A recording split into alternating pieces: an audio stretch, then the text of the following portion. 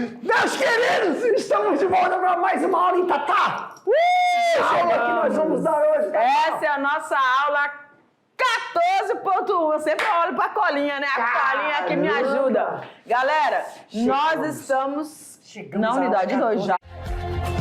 Na unidade 2, já. Você vai ter aí aquele que não se saiu muito bem, professor, na avaliação. Né? Da unidade 1. Não tem problema não, que já a gente tem a recuperação, tá bom? Aguenta teu coraçãozinho. Mas, Tatá, essa aula de hoje nós vamos dedicar para alguém, vamos, não? Vamos. Galerinha, meu diretor, bota na tela a turminha. Segura aí que tá entrando na nossa aula a turma do professor Moacir. Olha lá, professor Moacir, lá da Escola Estácio de Sá, Querência do Norte. Menino, mas tá longe, hein? Querência do Norte, Primavera, Rondônia. Professor Demônico, parabéns pela turma maravilhosa que você tem. Meninos e meninas, só tem 2 meninas, espia. Meninas, vocês são valentes, corajosas, isso é mesmo. Ó, um abraço forte para vocês, viu? Tá bom, galerinha? E ó, muito obrigado ao professor, muito obrigado a essa turma que sempre aí, ó, estão de olho. Sabe o que nós temos no nosso coração? É a mesma coisa que o professor tem aqui, ó. Gratidão! Então, gratidão ao professor, gratidão à turma do professor Moacir e também, ó, uma gratidão aí por todos vocês estarem colaborando conosco, que estamos aguardando a foto de vocês também, viu, pessoal? Perfeito! Vamos embora aqui na nossa aula, falando sobre controles de pragas nos SAFs. Então, Tatá, vamos fazer aquela recapitulação, lembra? Bora. Nós falamos do quê? Olha, nós falamos de tem as cultivares tradicionais e tem, né, as atividades vegetais dos SAFs, que são as plantas nativas. Né? Só que muitas vezes o que é nativo tem lá suas relações com outros seres vivos. As plantas vegetais têm essas relações com os artrópodes, os insetos e animais que tem naquela floresta. Só que essa relação é uma relação adaptativa. O que eu quero falar com adaptativa? É uma relação, uma interação intraespecífica e interespecífica. É uma dependência, é uma malha. Já essa relação com as cultivares não existe. Por quê, professor? Porque não tem uma troca. Esses insetos não tem uma troca com as cultivares. Então, eles dão danos. Então, eles são chamados de pragas. Então, muitas vezes, quando a gente coloca cultivares junto com plantas nativas, pode ter uma distorção, porque vamos lá o meu exemplo, um agente polinizador deixa de ser agente polinizador e se torna uma praga. Ou uma praga da cultivar deixa de ser uma praga e é um agente que tem uma relação intra ou interespecífica com o vegetal dentro da floresta. O que eu estou falando? Existem as pragas, olha só, pragas que a gente conhece, que é das cultivares, que quando entram na floresta, pode não ser uma praga da floresta. E acaba até agindo, colaborando. Como um biosinalizador, com uma relação intra ou interespecífica dentro daquela malha. Entendeu? Perfeito. Então, é isso que a gente vai ver em relação ao controle de pragas no sistema SAF. Só que o nosso foco nessa aula serão as formigas e os cupins, tá? Que a gente conhece bem aí quando a gente fala de agricultura tradicional. Então vamos lá, galera. E aí, essa aula tem muita relação, professor? Eita, pega, também não lembro. Eita, nós dois estamos bons de memória. Misericórdia, gente. Então, cara, tinha que lembrar isso. Ia fazer todo sentido. Quando a gente fala desse controle de pragas, então a gente sempre propõe aí, tu gostou do meu pragas? Claro. Né? A gente vai avaliar, então, quem está fazendo a interferência, tá? Deixa eu fazer Fale. Um comentário. Eu gosto, quando bota imagens, a gente falar sobre as imagens.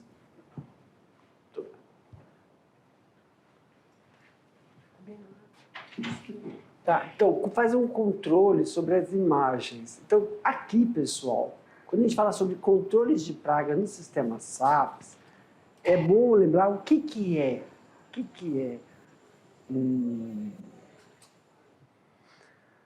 um fertilizante, o que é você vai utilizar algo para combater uma atividade de um inseto. Então, a gente pode ter como é que eu chamo? Fertilizante? Não, eu chamo... É formicida, um inseticida de insetos, né? Um inseticida.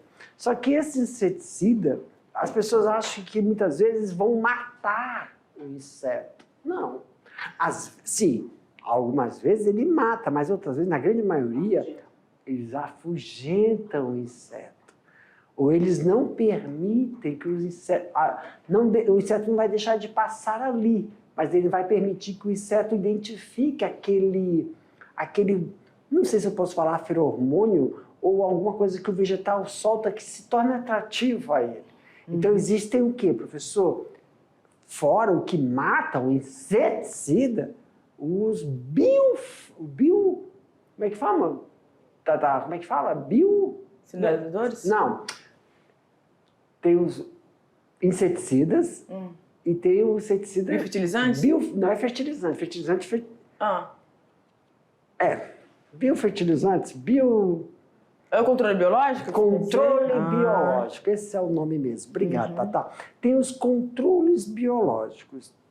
Então, pessoal, deixar claro, o controle biológico, professor, em relação à eficiência, como os inseticidas, aí que tá. Ele tem um platô. Como assim? Para um controle biológico ser eficiente, depende de uma coisa: a intensidade populacional do agente causador do dano. Se não só o agente causador do dano, também tem que levar em consideração a etapa de desenvolvimento. Tanto o inseticida como o tanto o inseticida como o controle biológico. Ele é eficiente dependendo do quê? Esse controle biológico é para a fase de pupa, ovo, larva. Então, tem o adulto, específico, né? também é específico. Porque esse que vai fazer o controle... É específico, ele se torna mais eficiente. Esse que vai fazer o controle, ele tem um hábito alimentar em determinadas fases do desenvolvimento do outro organismo, perfeito. Né? Então, é sobre isso aí. Vamos passar agora para frente. Gente, e a gente propôs para vocês... como atividade extraclasse, justamente a produção, né, de um produto que vai ser borrifado. A gente quer fazer uma testagem e vocês vão dar esse feedback. A gente está ansioso pelo feedback de vocês, tá bom? Para ver o que vai acontecer, professor. Se esse produto que nós propomos para vocês, que vocês podem implementar, agregar algumas informações dentro desse produto, se ele afugentou, se ele eliminou, né, professor? Como é que foi a reação? Se você fez isso na área interna, se foram artrópodes na área interna, se foram os artrópodes dentro de um cultivo seu. Então, a gente quer esse feedback para a gente poder fazer essa análise. Tudo bem? Então, simbora aí. Então, quando a gente fala de formigas, a gente tem toda uma variedade, como a gente tem enfatizado aqui, as variedades que existem de espécies dentro desses SAFs. Lembrando que não é tanto quanto no ambiente natural. Aí nós consideramos aí dependendo... Tradicional. E nem no natural, na floresta mesmo, eu estava querendo dizer. Te interromper. Quando tu falou natural... O ambiente de floresta mesmo. O ambiente de floresta, então tá o quê? Isso. E também a gente pode relacionar com o ambiente tradicional, da agricultura. Pronto. Tá. Vamos lá, então. Elas vão atacar constantemente as plantas, desculpa.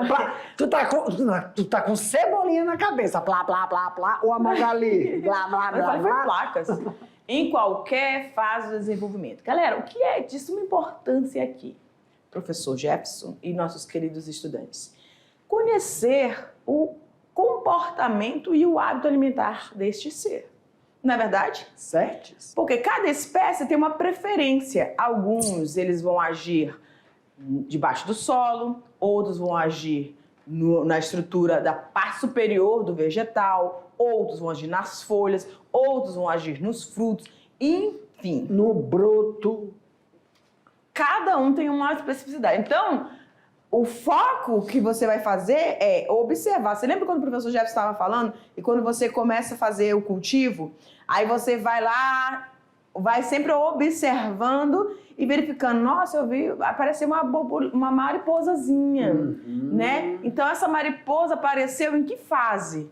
Todos os registros, gente, todas as informações, elas são úteis no acompanhamento do processo do seu desenvolvimento do seu SAF ou qualquer tipo de agricultura, né? Então, vamos lá. Então, é muito interessante. Vamos lá. Olha, mas tem uma visão, né, Tatá? Ai, caramba. Tem aula, né? Nem hora que não. Por exemplo, quando tu fala, eu tô andando, vejo uma mariposa, vejo uma borboleta, dentro do meu sistema de cultivo tradicional, Pode ser que já tenha... o que eu já penso que eu tenho que ver? Eu não tenho que vir procurar lagarta. Vai ter, vai. Eu tenho que procurar ovos. Aí que tá. Por quê? Porque, como você falou, quando a gente está vendo na fase alada, a fase alada é a última, é a fase de reprodução. Terminou o processo metamorfótico. Então ele tá querendo só se reproduzir e deixar descendência. E esses bichos botam muito ovos, muito. É muito ovos. Tem lagarta que tem uma... Deixa eu lembrar o nome de uma. Mosca da fruta. São de 35 a 50 ovos, mosca da fruta. A mosca, tô falando do inseto. Aí vamos para a borboleta, que são as batódias, né? Batódias. Tem, não lembro. Mas uma mosca. Imagina uma borboleta, deve botar um monte. Só que a característica de mosca de fruta, quando é mosca, proteína. Agora, mosca convencional. Agora, quando a gente fala de mosca de agricultura, são os frutos. E quando a gente fala de borboleta, elas botam na região de baixo da folha. Tem a região adaxial e abaxial. Abaxial é de baixo. Então, quando você vai na sua cultivar, você tem que começar a ficar olhando para ver que você tem ovos. Dependendo da quantidade de postura, ainda dá tempo de você fazer o controle. Exatamente. É por isso que essa observação é crucial. Mas olha só, é importante, como você falou, temos que conhecer a fisiologia do desenvolvimento da praga. Só que se a gente fizer a mesma proporção dentro de um sistema natural, que é o SAF, tem que ver que aquela borboleta que está ali, ela não é uma praga para o sistema SAF. Então, significa que quanto mais avistamento, quanto maior avistamento de um determinado exemplar, indica algo bom dentro daquele sistema. Né? E, ó, como é diferente o pensamento. Só que aí, isso estou falando de separados. Sim. O tradicional e o sistema SAF.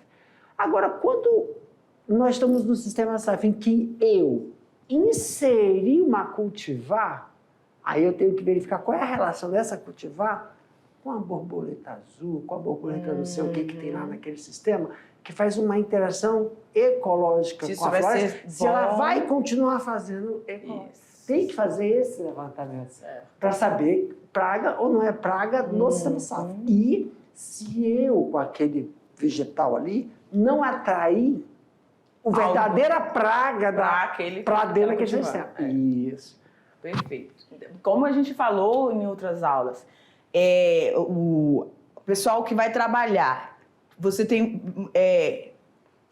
situações diferentes, florestas, árvores que vão produzir madeira, árvores que vão produzir oleaginosos, árvores que vão produzir, sei lá. Então, os produtos que estão sendo fornecidos ali tem que ter um conhecimento. E, tem relação a... muito bom, conhecimento em relação a isso aí, que nós estamos falando de pragas. Isso porque a gente está falando de uma coisa que a gente enxerga, que a gente pode ser esse tal de avistamento. Eu pensei naqueles do... Agora, imagina os nematóides, os vermes de sol. Por quê? Porque eu não vi nenhum artigo. Primeiro, na Acta Amazônica. Acta Amazônico é um periódico, tem várias revistas dentro daquele periódico que trata de tudo que envolva a Amazônia. Animais, vegetais. reinos. Reino Monera, Tudo. vírus, bactéria, Monera foi boa, Jefferson. Animal, vegetal, tudo. E assim, será que quando você pega uma muda de uma tradicional, que você não tem o controle de onde veio aquela muda, você insere dentro daquela floresta, você não está colocando também um nematóide, um outro verme de solo, que não vai fazer, que pode prejudicar o desenvolvimento e se disseminar dentro daquele solo, porque muitas pragas detonam no convencional, principalmente soja, milho. Verme de solo detona com produtividade. E o verme de solo ataca a planta. Só que ele solta os seus descendentes no solo. Aí a gente tem que fazer essa relação. A migração é muito mais, né? Hã? A migração delas, que elas ficam... A disseminação no solo, que a gente não vê, Tabita. Verdade. A gente não vê esse tipo de disseminação. Isso eu estou falando de verme. E a broca? Isso Da é o elemento da banana, broca. que a gente vê muito aqui. A broca... Tá bom, Tabita, obrigado. A Dani já tinha me cortado. Ei, é formiga aí? Cupim. Ah! Essa é a farinha. Não tem que cortar, senão eu vou lá na frente. Eu acho muito interessante. Entendeu? Eu lembro dela, ela falou assim, Eija, ela me Viajando nas corta. pragas. Mas é muito interessante porque os nossos Olha, alunos... me lembrei dela. Os nossos alunos, eles têm uma vivência, né, de todas essas, de algumas dessas, não de todas, mas de algumas dessas. Dentro desse quadro aqui, a gente consegue destacar as espécies, os nomes comuns dessas que estão E a aqui presentes, ocorrência, né, olha. no estado de Rondônia. Somente aí a formiga mulatinha e a quem-quem que a gente não vai ter aqui, mas as outras, também a cabeça de vidro, né?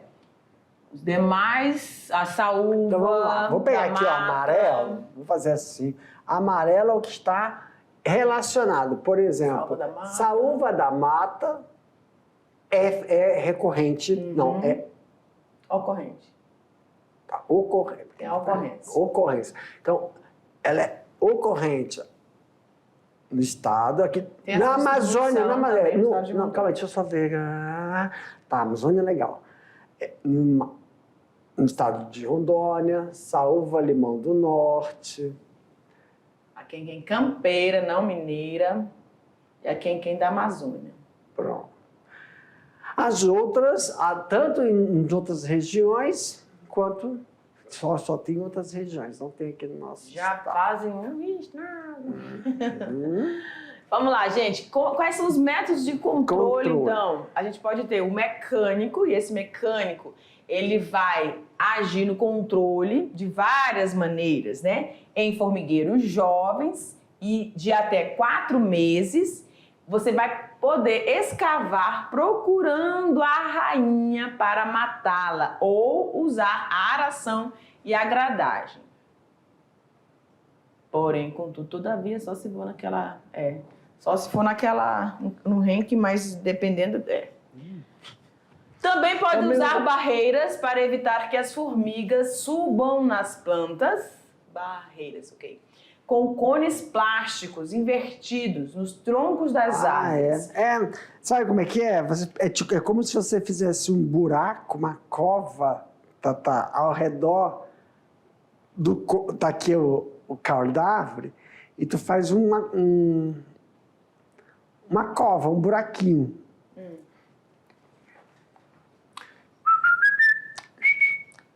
Marrom. Esse aqui é o mais próximo do marrom. Aqui eu tenho uma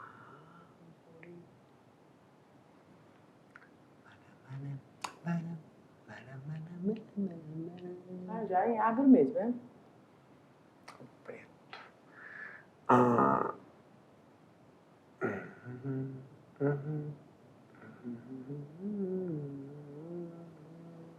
É isso?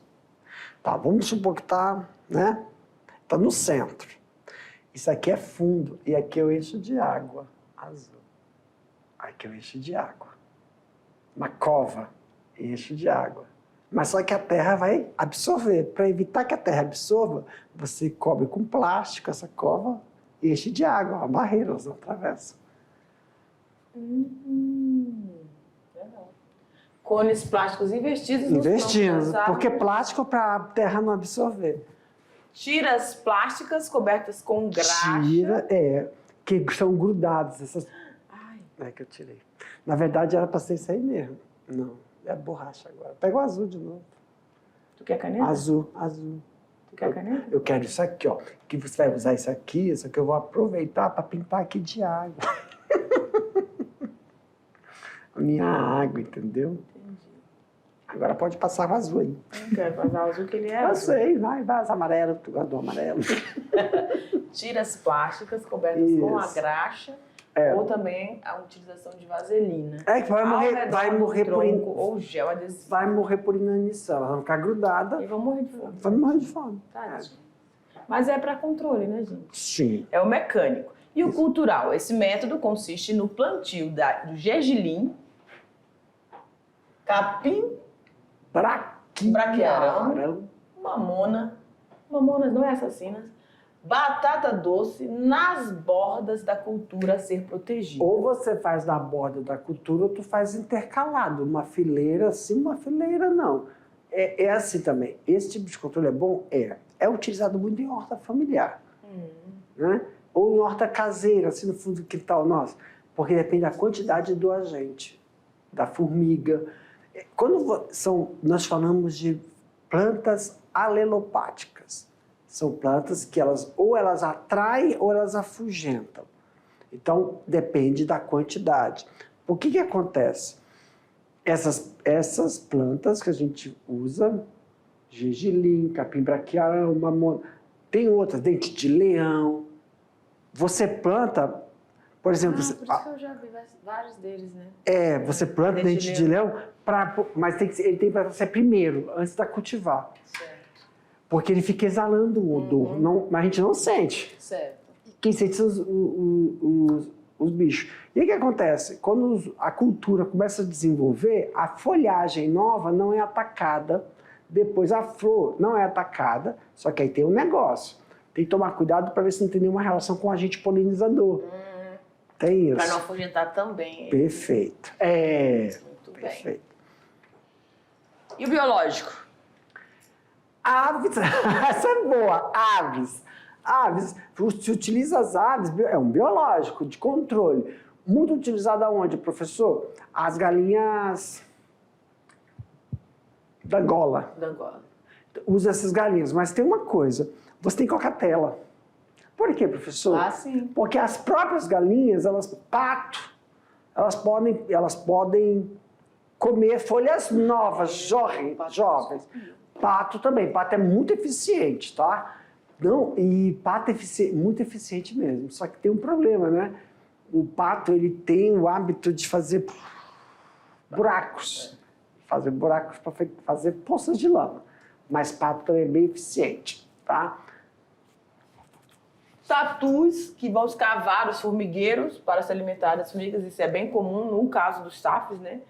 E fungos também, que vão, acabam agindo sobre, né? Tem alguns fungos que é chamado de formiga zumbi, que eles entram e aí eles vão matando o animal, eles vão se desenvolvendo dentro do animal, até chegar a cobrir todo. Você já ouviu falar a história desses fungos? É horrível. É porque, assim, eles matam as formigas mesmo, né? E quando ela vai morrer, eles fazem a formiga, quando eles vão desenvolver o corpo de frutificação deles, eles fazem a formiga subir no lugar mais alto da floresta. Aí ela trava, gruda as patinhas, aí o corpo de frutificação sai e solta os esporos. Então eles fazem ela subir no mais alto para poder disseminar. Se a gente for parar para pensar assim, ou o fungo é muito burro, ou tem algum plano que a gente ainda desconhece. Por quê? Se ele disseminar todos esses fungos, esses esporos se desenvolver com ele e atacar outros formigueiros, vai acabar com o agente que transmite eles, que são as formigas. Aí eu não sei qual é a ideia deles ainda, entendeu? Porque se todas as formigas da floresta acabarem quando eles atacam elas, quem vai disseminar eles depois? Agora, só se tem alguma coisa por trás que a gente não sabe. Porque você sabe que... Lá vai o chefe! Você sabe que... Eu gosto dessa parte.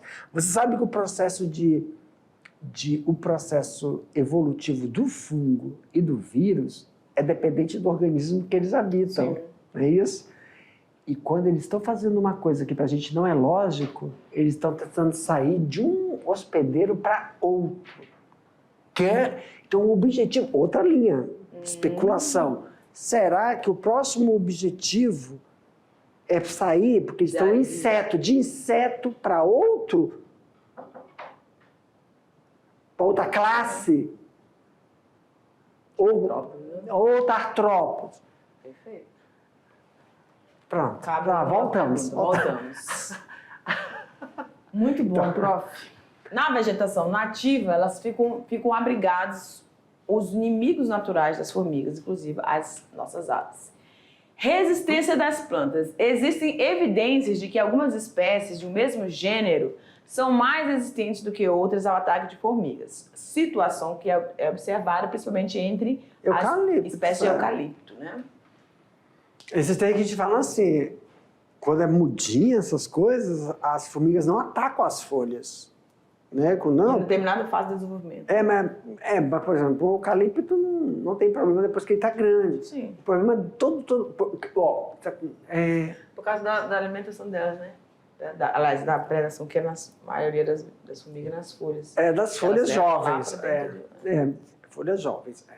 Perfeito. Eu estou falando assim de cultura, né? Quando, por exemplo, você vai fazer transplantar, você vai tirar da sementeira mudas de tomate. Tem um cheirinho muito bom mudinhas de tomate. E a gente deixa 1, 2, 3. São 3. Fica uma alturinha assim, acho que de um palmo. A gente vê folhinhas pequenas, médias e as folhas grandes do tomate. Aí você transplanta para a cova definitiva. Se você não tomar cuidado, no outro dia tá cheio, só tá o galho. Elas tiram todas aquelas folhas. Isso acontece com o eucalipto. Mas por isso que a gente deixa o eucalipto logo com 15 centímetros de altura. 15 centímetros de altura, parece que as folhas não são mais, vamos falar, atrativas, que a gente sabe que ela vai lá para dentro. E o controle químico, então, era esse controle químico, a recomendação é o uso de iscas de termonebulização ou aplicação. Eu lembro das leis de neblina, que já é mais de mamífero. Os morcegos viajam. Formicidas e formas de pó seco. Só que aí tem uma coisa, é químico, professor, é isso? Por quê? Porque todo controle biológico, todo controle natural, ele só é eficiente em 2 formas, tá? Isso não tem pra gente pra onde correr. Anote aí. Ele só é eficiente como preventivo, evitar, ou quando aconteceu a merda do ataque, até 25%. Se a sua produção for atacada até 25%, o biológico, o natural, ele tem o objetivo dele, ele vai alcançar. Passou de 25%, não adianta. Tem que ser. Passou de 25%, o que está gritando para você? Prejuízo. Verdade. Tudo tem o seu limite, não adianta. Então, o erro, vamos discutir essa linha. O erro foi do trato cultural, de não observar, de ficar, ter tido descuido de viu uma borboleta, achou bonito? Não, no sistema SAF não pode achar bonito, tem que tomar cuidado, já é uma sinalização. Por ser mais prático, barato e seguro, a isca formicida é o método mais utilizado para o controle. Dentre o químico, dentre todos os químicos, só que aí, esse método da isca, aí, requer o quê? Mão de obra. Porque se você for por pulverização, um homem manda. Um homem, na cultura, um aviãozinho baixo. Pulverizado. Tá tradicional. Ou também um homem... Agora, a isca, você tem que ter mão de obra. São pessoas que vão ter que andar dentro daquela região todinha. Vamos lá para o nosso planejamento. Qual é a área? Cada isca dessa tem ação de quanto? 15 metros? A cada 15 metros tem que distribuir uma. Aí vê quantas pessoas precisa para fazer isso. Quais foram as áreas mais afetadas? Perfeito. Muito bem. A quantidade de iscas formicidas a ser usada em cada formigueiro deve ser calculada. multiplicando-se a dosagem recomendada pelo fabricante do formicida, geralmente de 6 a 10 gramas, pela área ocupada pela terra solta do formigueiro, em metros quadrados. Mas, professor, volta lá, mas, professor, isso é porque a gente fala assim, ó, tu vê um formigueiro aqui, ele não tá aqui. Dependendo da espécie, isso. Ele já fez vários túneis. Vários túneis. Então você tem que saber qual é a área de ação daquele formigueiro. Bicho, assim não dá nada, né? Nada para de trabalhar, não. Então, viu como foi importante o que você falou no início da nossa aula, pessoal? Você tem que conhecer a biologia, o comportamento daquela formiga, daquele inseto. Como é que por exemplo, se ela é formigueira, como é que é esse estudo de formigueira? Não é igual uma colmeia que só tá ali. As pessoas até há pouco tempo, não. As pessoas achavam antigamente que as formigas se alimentavam das folhas mesmo. Sim. Né? Descobriu-se depois. Eu fico, como que foi, né? Que foram lá acompanhando, acho que botaram uma coisa lá e foram lá dentro e viram que era um fungo, não é? Tal, um desenvolvimento deles. Enfim, mas é bem interessante isso. Eu sou apaixonada por questão de comportamento animal. Mas toda essa dinâmica, né? Ela, como a gente está pontuando, o olhar. O que do comportamento? Tá, depois a gente conversa. A quantidade de isca deve ser dividida pelo número de olheiros, buracos ou ativos e aplicada 20 centímetros desses ao lado dos carreiros. Mas isso aí já é outro, né? Isso é o quê? Isca ainda não? É isca. É isca? Volta lá, que eu me perdi. Aí, tá. Isca, formicida, tá, vai. Tá, porque... Não é a armadilhazinha que a gente... O que eu estava falando antes... Armadilhas. Isso. Agora, o que a gente está falando agora é isca. Isca ou ela é pellet... tá. Volta lá, que eu me confundi. Então vai. Não sei se os estudantes estão acompanhando. Vai, mais outro, volta. Até aqui, a gente está controle de... tem iscas, pó seco, só que a aplicação de formicida, ele tem o termo pulverização. Agora, tem as iscas que você tem que colocar distanciamento. Agora, quando você fala de pó ou pellet, é distribuído na boca do formigueiro. Já... Em loco, na boca do formigueiro. São pellets, são pedacinhos de coisa. Tem até como se fosse pellet, que é comidinha de coelho, né? Aquele formato. Ou tem um que é tipo escamas, só que escamas, me lembra como é que é escamas, Jeff? Isso vem na minha cabeça quando a gente abre para fazer sabonete, sabão biológico, como é o nome? Não sei. Meu diretor, o pior, pay attention, como é que eu faço para desentupir a pia? Como é o nome daquele negócio de fazer sabão biológico? Desentupir a pia? Pelo amor de Deus, tem uma dona de casa aqui. É branco, vai no supermercado com tampa vermelha. E solda? Soda cáustica. Meu Deus. Não, tem que lembrar. Imagina eu dando aula de biologia. E aquele negócio, crema aquele negócio. E ainda eu dou a deixa. É branco, tampa vermelha. Aí diga, aquele não vai dar tampa vermelha. Aí eu falo assim, aquele que sinaliza pra célula T e a célula B. Bora. Volta. Pois é. Então, iscas, escamas, porque a solda. Cheio de escaminhas. Então tem esses dois, o pellet e a escama. Tá, então a gente tá falando pellet, vai mais um, pellet ou escamas, tá? Coloca na trilha, você não coloca na boca do formigueiro. Aí o que tu tem que fazer? Eu vi que tem formiga, aí tu vê a trajetória que elas fazem. Aí tu tem que jogar ao lado da trajetória que elas fazem. Que é uma... Você tá falando dos ativos e os... dentro dos buracos ou você vai na trilha. Carreiros, né? Você tem que ver como é que elas fazem essa carreira. E outra, tem que ver a umidade do local. Porque se for umidade alta, pellet. Se for umidade alta, pellet. Se for seco, não for dentro da floresta, mas for descampado, mas é seco, é iscas. Isso que eu falo é o... Tipo solda cáustica. Ah, tá. Como é que chama? As camas que tu falou. As caminhas, porque senão ela derrete rápido. Da umidade. O objetivo, então, gente, disso é aumentar a velocidade do transporte e a eficiência desse controle. Nunca coloque a isca dentro do olheiro ou sobre o carreiro. Se isso Ao for lado feito, do carreiro. as formigas podem devolver. Elas são, mano. Elas são muito safas, né, mano? As formigas podem devolver o produto para desobstruir o cara. Sai daqui da minha frente! Então, por exemplo, nunca coloque em cima de onde elas estão passando, ao lado. É desse jeito Muito mesmo. interessante. Agora a gente vai entrar para o controle dos cupins, esses cabeçudinhos aí, olha lá. São insetos mastigadores, daninhos, tanto às plantações florestais quanto às agroflorestais. Tá acabando.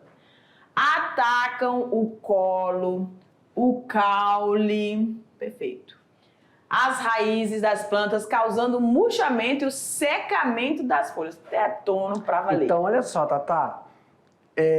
Me lembra muito de ataque de uma planta tradicional, que é o maracujá. Volta lá. Então, para saber, para diferenciar, olha aí, ó. O que causa? Vou só passar o dedinho amarelinho. Murcha e secamento. Uma coisa, murchar, é para ficar, tipo assim, tá desidratado. Murcha. E secamento, a folha fica seca, então perde até a coloração. A gente consegue fazer assim. Tá? Então, isso é típico de quem? Cupim. Mas onde que ele ataca? No colo. O que é o colo? Tá? Só para os nossos... O colo é a região entre o caule e o solo. Então, muitas vezes você não enxerga. Você enxerga na cultivar tradicional, porque tem o coroamento que limpa a região entre a inserção do tronco com o solo. Aquilo a gente consegue observar. Mas na floresta tem muito aquelas folhas. Isso. Vamos embora. No Brasil existem 4 famílias de cupins constituídas em 3 grupos. Os cupins que vivem no interior do tronco das árvores ou de madeiras tratadas, não entrando, portanto, em contato com o solo. E os cupins que vão construir seus ninhos nos troncos das árvores ou em paus podres. Isso é o que é o mais comum. Então aqui, ó, o primeiro é tronco de árvore viva. O outro é tronco de árvore que está em processo de decomposição. Perfeito. Esse se comunica com o solo por meio de galerias, locais onde ele sai em busca de alimento, voltando. Porque ele está ali só como tipo de abrigo, né? Cupins que vivem nos ninhos, em ninhos feitos no chão e que se alimentam de humus. E isso aqui é mais o que a gente enxergar. Não, na floresta não. A gente enxerga. Não sei da floresta. Enxerga nos pastos de criação de gado de corte. Aquele negoção grande, parece esse aqui, essa espécie. É verdade. Ok. São 3 métodos de controle dos cupins. O controle cultural, o controle biológico e o controle químico, tá? No cultural para os cupins, você vai fazer um manejo adequado à adubação das plantas, visando maior resistência. A recomendação é de não realizar a aração nem retirada de cupinzeiros antes que sejam controlados, pois esse procedimento pode disseminar ainda mais, né? Controle biológico é o emprego dos fungos para matar os cupins, a serem aplicados dentro do ninho com uma polvilhadeira, ou por meio da impregnação em armadilhas de material feito a partir da palha. Esses fungos, na verdade, são... Como é que é isso? Dissemina fungo?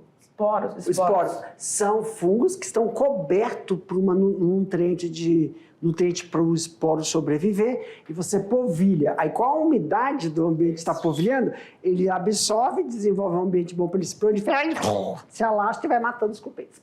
Então, é um pozinho, é um pó. E agora, o químico é o mesmo de todos. Tá bom, mas só para resumir, é o mesmo de todos os outros. Como assim, professor? Só utiliza o químico quando você não fez o controle... O preventivo. O preventivo ou... Você falhou nesse controle. Você não fez o preventivo ou quando teve a sinalização, 25%. você deixou passar. Você viu que estava dando merda, mas você falou... Não agiu a tempo. Perfeitamente, galera. Agora a gente vai deixar você aí e já a gente retorna com a nossa revisão, bate-bola, jogo rápido, porque vai ter atividade depois. Tchau!